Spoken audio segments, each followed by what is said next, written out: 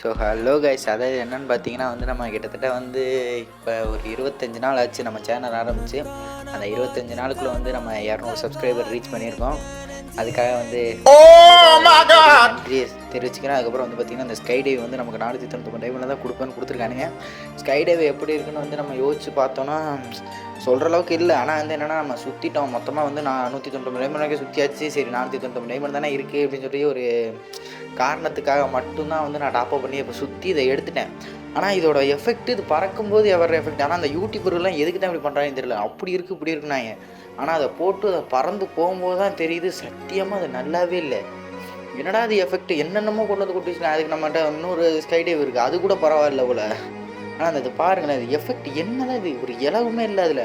ஆனால் இது நல்லா இருக்குது அப்படி இருக்குது இப்படி இருக்குன்னு இந்த யூடியூபர்கள் இப்போ சொன்ன இதை வச்சு ரிவ்யூ வச்சு எடுத்ததுக்கு எனக்கு பெரிய நாம் 1200 டைமண்ட் போட்டு எடுத்ததுக்கு பெரிய நாமத்தை அடிச்சு விட்ட கதை தான் இதெல்லாம். ஆனால் என்றைக்குமே சொல்கிறேன், யூடியூபர் பேச்செல்லாம் நம்பாதீங்க சத்தியமாக, சரியா? அப்படி இருக்குது இப்படி இருக்குன்னா ஏன்னா அவங்களுக்கு எல்லாமே ஃப்ரீயாக கொடுத்துறாங்க. ஃப்ரீயாக கொடுத்தோன்னே என்ன பண்ணுறது, நோக்கத்துக்கு அள்ளி அடிச்சிடுறது, நம்ம மாட்டிக்கிறோம் தேவையில்லாமல். இப்போ 1200 டைமண்ட் போட்டு நம்ம செலவு பண்ணி இதை எடுத்துருக்கோன்னா இது நமக்கு ஒரு திருப்தியாக இருக்கணும்ல. ஆஹா நல்லா இருக்கே, நம்ம யூஸ் பண்ணிகிட்டு இருக்கோம், நல்லா இருக்குது அப்படின்னு சொல்லணும். ஆனால் இது அந்த அளவுக்கு சொல்கிற அளவுக்கு ஒன்றுமே இல்லை, சரியா? அதில் ஒரு மண்ணு கிடையாது, எதுக்கு எடுத்தேனே தெரில. சரி, ஓகே கைஸ், வீடியோ முடிச்சு போயிட்டேன், டாட்டா.